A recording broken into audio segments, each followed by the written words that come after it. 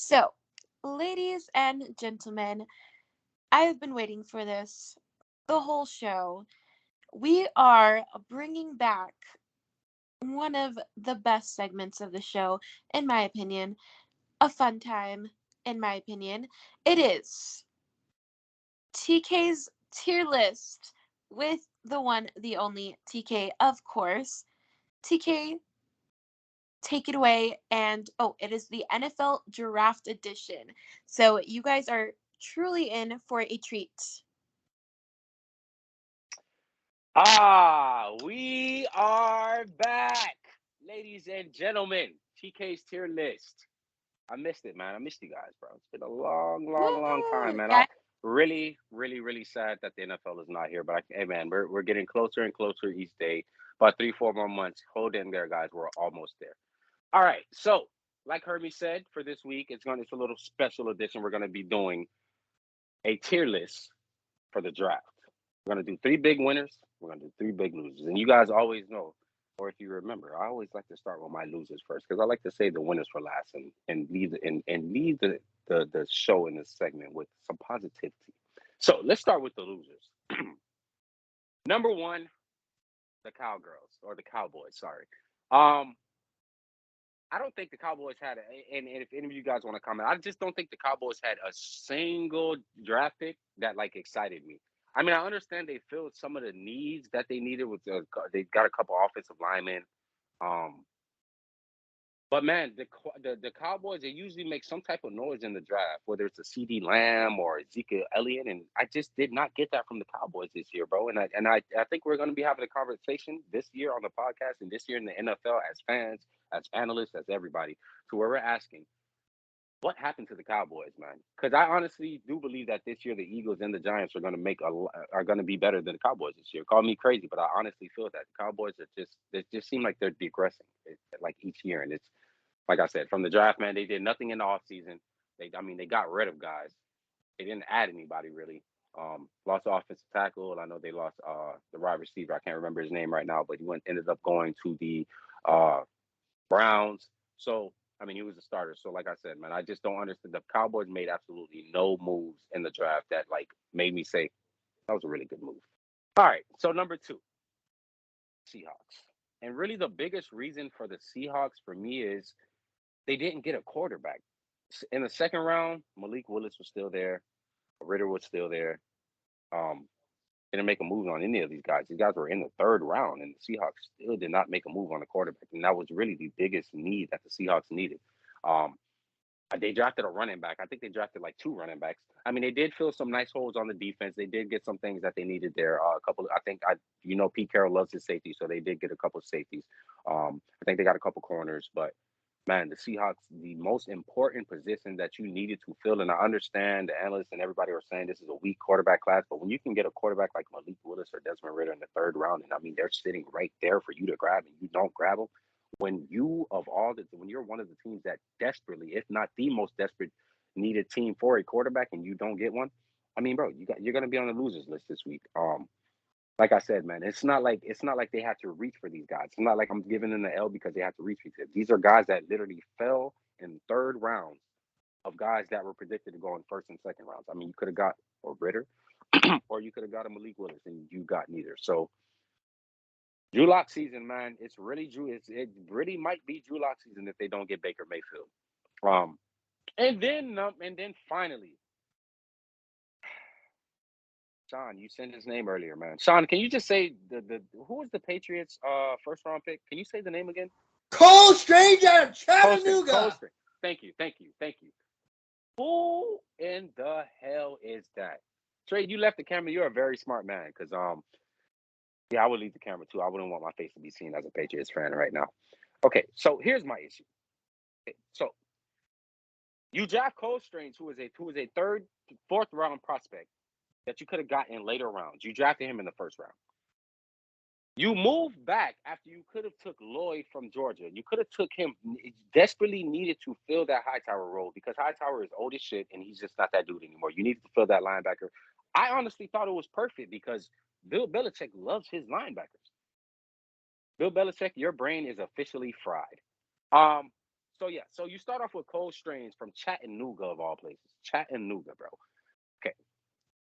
Patriots drafted a running back, and then the Patriots drafted also a quarterback, Bailey Zapp. Here's my issue, or Zap Bailey. I can't remember his name. Maybe it's Bailey Zap Bailey. Sorry if I'm saying your name wrong, bro. It's the weed.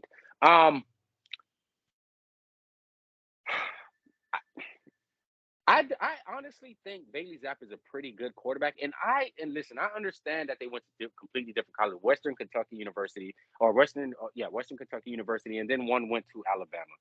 But when I look at Mac Jones and I look at Zach Bailey, I don't really see that much of a difference.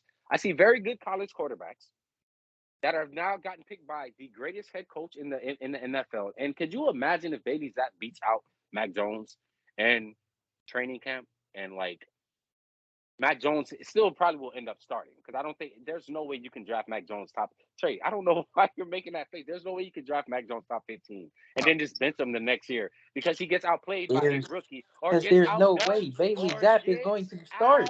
There's no outdone way. by a You gotta rookie. stop, bro. No, You you gotta got stop. bro. There's Trey, no way.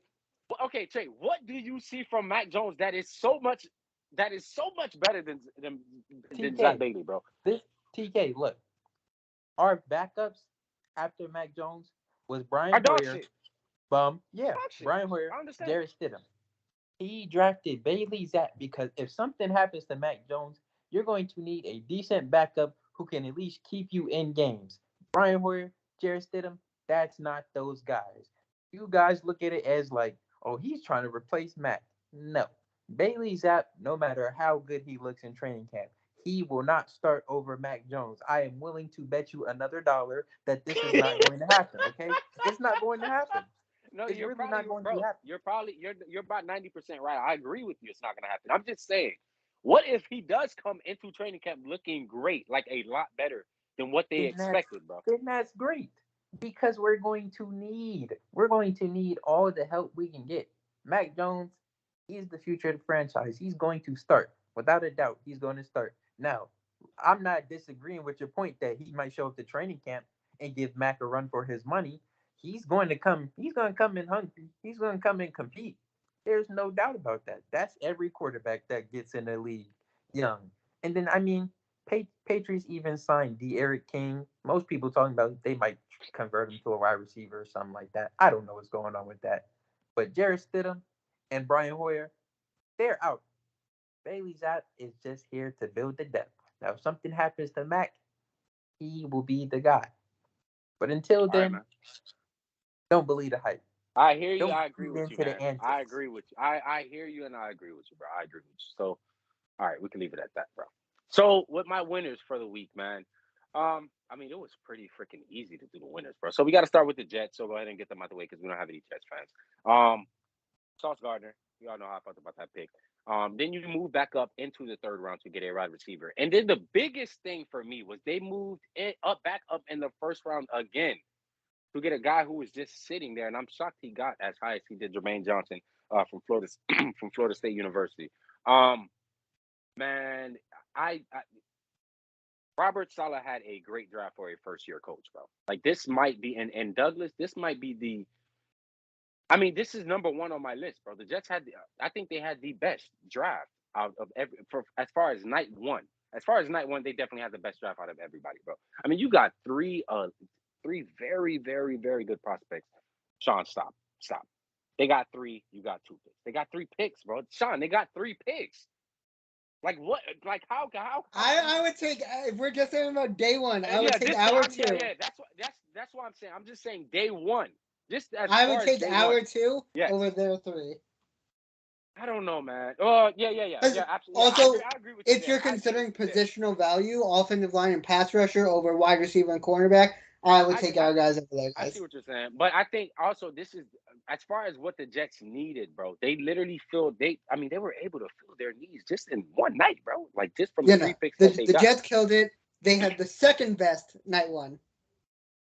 Well, this is TK's tier list, and on my tier list, but the Jets are one. Now, let's talk about the draft as a whole. Sean, number 2, the New York Giants. Bro, We both love Kayvon. We both could talk about Kayvon for hours, bro. So we're not even going to get into too much of that. We all know the type of player he was. Shocked that he fell to the 5. But yeah, Kayvon, and then you get Evan Neal, bro. Like Sean, just briefly for 10 seconds, just tell me briefly how good Evan Neal is, bro. I haven't stopped smiling since the draft. He's the best offensive lineman in the draft. Arguably the best pass protector, arguably the best run blocker, definitely the best mix of both. He's 6'7", 340 pounds, and he does not look 340 pounds. He looks maybe 300, 310. Oh my god, I can't believe we got him. Yeah, Our elite. offensive tackles are set for the next decade. Elite. And then you team him up with your left. Is he your left tackle? Left tackle Andrew Thomas. Yes. Evan Yep. Neal's going to play on the right, which he played his junior or sophomore year, one of those. Yep, and I mean Daniel Jones just has no excuses this year, and I honestly think Daniel Jones will have a very good year this year. I'm not going to say it's going to be anything crazy. He's not going to put up crazy numbers or anything like that, but I think he's going to have a much better year. So yeah, man, definitely got to give it to the Giants. And then a sleeper pick that I really like for them, Sean, and I mentioned him was LSU cornerback from LSU. Man, I really wanted him in the 3rd. Really wanted him on my Broncos. You guys got him. I think he's going to be a sleeper pick. I think that was a very good pick for you guys. I really like that pick, especially when you team them up, and then especially considering that you guys are going to be most likely probably having to release Bradbury now, because I don't think anybody's going to trade with you No, guys. it's definitely looking like we're going to release him. Yeah, I mean to fill that role, I love Fly, man. I was huge on him. Like I said, I wanted him in the 3rd round, but got to give it to the Giants, man. And then PC's Eagles, man. PC and Gianni's Eagles. The Kobe Dean, you were able to get that dude in the 3rd. I'm surprised he fell as much, but we can injuries and other things. We can talk about that later. But the fact that you guys got him for what he could be, that's huge. That's very, very huge. And then the AJ Brown thing, we already know about that. You get the defensive tackle from Georgia, Davis. Man, you really if you want to talk about a conference, or not even a conference, but yes, or just specifically a division of 2 teams that absolutely kick the draft's ass, bro. I don't see how anybody, I don't care who you are, how you can't not say the Giants and the Eagles had the best draft, bro. I mean, like I said, we named some of the players that they had. They seem to be going in the right direction. And most importantly, PC and Gianni, they got people and they got players and they got very, very good players for their young quarterbacks who are going into a year where it is a prove it year for both of them. You guys have literally your coaches and your GMs and your scout guys. They literally they put the players in the building and they have set your young quarterbacks up. Now it's up to them to go out and do the job. I expect the Eagles to make the playoffs. I think that's granted. I'm just saying. I think the Giants are one of my sleeper teams, because if these guys are able to, like, I don't want to say okay, and just hear me out before I say this, PC, because I'm already knowing the face you're about to give me. Okay, all I'm saying is Brian Dabble. Don't be shocked if Daniel Jones has a jump like Josh Allen did. And look. I'm not saying he's going to have the MVP year that Josh Allen had. I'm not saying TK, that I think a all. more realistic comparison is the Ryan Tannehill jump. Okay, yes, that's perfect. Because Josh Allen's not happening. Yeah. Okay. That's so unrealistic. Ryan Tannehill jump. That's actually really good too, because when Ryan Tannehill got Mike Vrabel, that was huge for his career, bro. He made a jump. He became a top 10 quarterback. We were all having conversations in the sports chat where we were making lists, and Ryan Tannehill was in our top 10. And before, when he was on the Dolphins, that never happened, bro. So I'm just saying, I honestly think with the Evan Neal and the Kayvons and the move that the Giants have made, that, like I said, I think the Giants, I don't know if they make the playoffs, but I think the Giants are going to win 9 games this year. I think the Eagles are going to win 10 games this year. I think the Eagles get in the playoffs. I think they'll be fighting for the number 1 spot with the Cowboys. And I think this is the last year that we have this conversation about the Cowboys, period, because I think that next year it'll be the Giants and the Eagles division, and they'll be fighting for that division for the years to come. I truly believe that. Like I said, I just don't believe in the Cowboys. The Cowboys are not making moves. I don't like any of the moves they made, and that's why they were on my losers list. But yeah, man, Giants, Eagles fans, you guys literally need to be waking up every morning. I was about to say some very bad things. I was about to say something very inappropriate, but I'm not going to. Wake up every morning, look in the mirror, and be happy that you're a fan of the Giants and you're a fan of the Eagles, because, bro, your future is very, very bright. Okay, you're not just talking about it anymore. Like the future is in front of you, and it is very, very bright. And like I said, I think in 1 to 2 years we're having a conversation, and for a decade on, of where literally we're going back and forth with the Eagles and the Giants.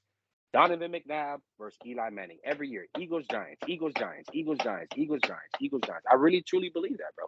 So yeah, Giants and Eagles definitely won this draft, man. And you guys want to say anything? PC, you want to say anything about your Eagles before I end the take, man? No, no, nobody else got to say anything. Gianni, you want to say anything, bro? No, no. All right. Well, like I said, yeah, Giants, Eagles. Wait, Go let ahead. me say something. Go ahead. Yeah, going back to the losers. I don't know what Seattle really is like trying to do. Honestly, I just don't see their direction. Honestly, I think maybe they're trying to maybe grab a quarterback in next year's draft, but like it's not gonna be that easy, bro. Like it's not going to be that easy to get their hands yeah, on the Stroud or Bryce Young, bro. yeah, And then because I after, don't, yeah, go ahead. yeah, because I don't see them falling that behind Yeah, as a top 5 pick. I see them like middle of the pack, basically. absolutely. I like I said, I put them on the list because like I said it. You had Malik and you had Ritter right there. Yeah, Your depth chart right now consists of Drew Lock and who's the other dude? Somebody give me his name. I can't even remember the other Geno quarterback. Smith. Geno Smith. Drew Lock and Geno Smith. And you mean to tell me in the third round there was MVP Drew more? Lock, TK. Hey man, look.